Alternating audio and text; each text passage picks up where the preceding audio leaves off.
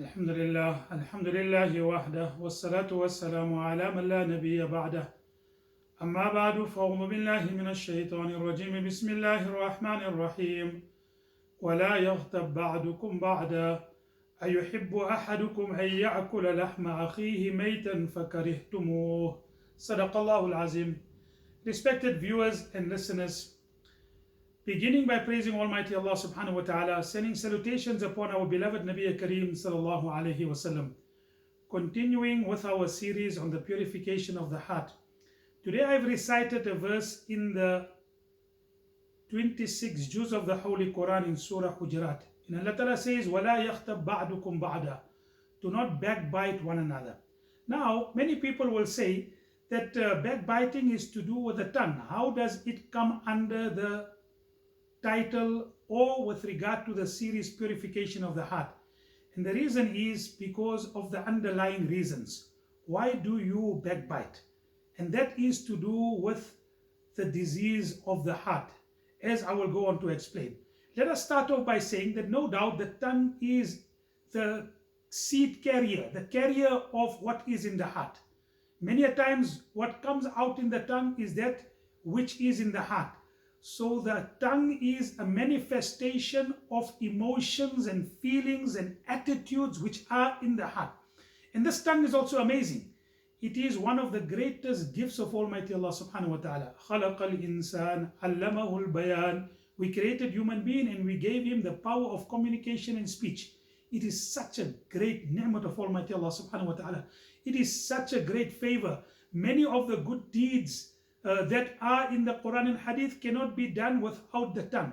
Zikr of Almighty Allah, remembrance of Almighty Allah, showing Allah subhanahu wa ta'ala our gratitude, asking Allah ta'ala for forgiveness, the affirmation of the kalima la ilaha illallah, the affirmation of being a Muslim and the affirmation of being on iman cannot be done without the tongue.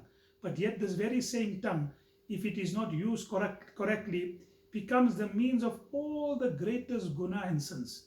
Many of the commonly committed sins, or many of the greatest sins that are committed are with regard to the tongue. There is no doubt whatsoever with regard to it. And therefore in a hadith narrated by Mu'adh ibn Jabal radiyallahu ta'ala anhu, he said, Nabi Kareem sallallahu alayhi wasallam said, people will go headlong into Jahannam, mainly owing to the indiscretions of the tongue. And one of the indiscretions of the tongue is backbiting. Allah Ta'ala says, وَلَا يَخْتَبْ بَعْدُكُمْ بَعْدًا. Don't backbite one another. Don't back. Now what is backbiting? Nabi Kareem Sallallahu Alaihi Wasallam one day asked the Sahaba, أَتَدْرُونَ مَا الْغِيبَةِ. Do you know what is backbiting? Sahaba, as many a times they would reply, Allahu wa Rasuluhu a'lam. Allah and His Rasul knows best. Nabi Kareem Sallallahu Alaihi Wasallam said, ذِكْرَكَ أَخَاكَ بِمَا يَكْرَهُ. That to relate something about your brother, that if he comes to know and hear about it, he would dislike it. Now that is the definition given by the greatest human being Allah subhanahu wa ta'ala has created. And that is, the most important thing. Someone is put it in this way, sharing opinion about other people's lives. Backbiting is sharing opinion with a third person about another person's life. But what is the real beautiful definition? Speaking about your next person in a way that if he comes to know about it, he would dislike it.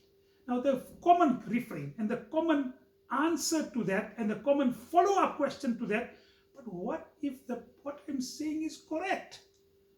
And many times people say, but it is true what I am saying. Then Nabi Karim said, if it is true, it is backbiting. If it is not true, then it is slander. Then you have got double guna. One is backbiting and one is talking lies. But if it is true, then that is backbiting.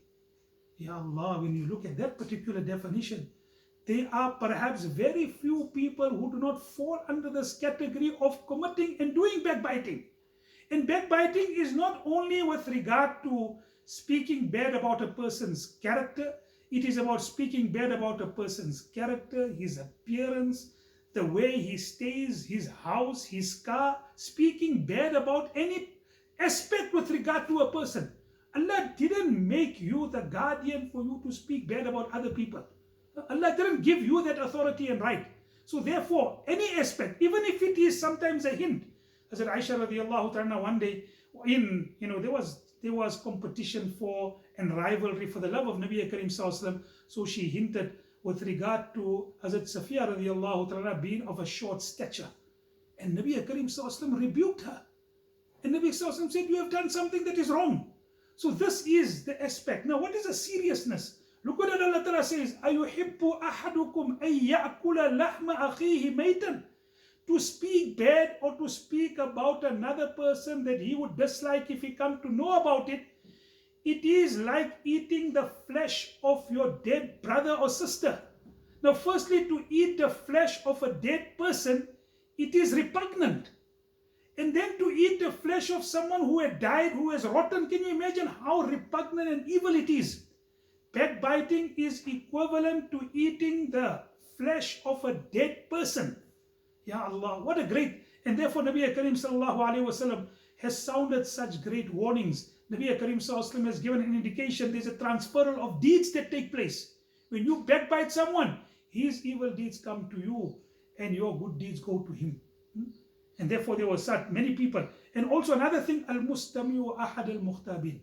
You know, they say the person who listens is part of the backbiting. You can't say, I wasn't saying it, I was only listening. That is also part of backbiting. It is made about, mention about Ma'mun ibn Siyah.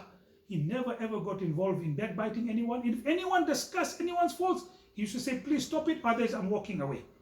This is the serious nature. Despite its serious nature, it's absolutely amazing that everyone say that it is bad, but yet everyone enjoys it.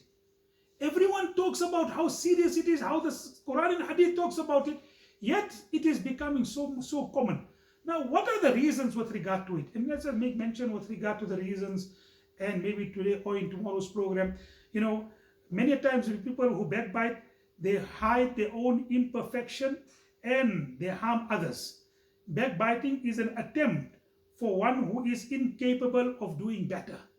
And perhaps one of the reasons is that you regard yourself as superior, and the reasons motivating backbiting are not always noble. And Allah Ta'ala says, فَلَا تُزَكُّوا أَنفُسَكُمْ. Don't regard yourself as superior and praise yourself. He knows who is pious. Inshallah, tomorrow we will continue with other reasons with regard to why people backbite and the treatment and the cure, and perhaps also some of the exemptions in this particular regard. May Allah Ta'ala protect us. Wa akhiru da'wana alhamdulillahi rabbil alamin.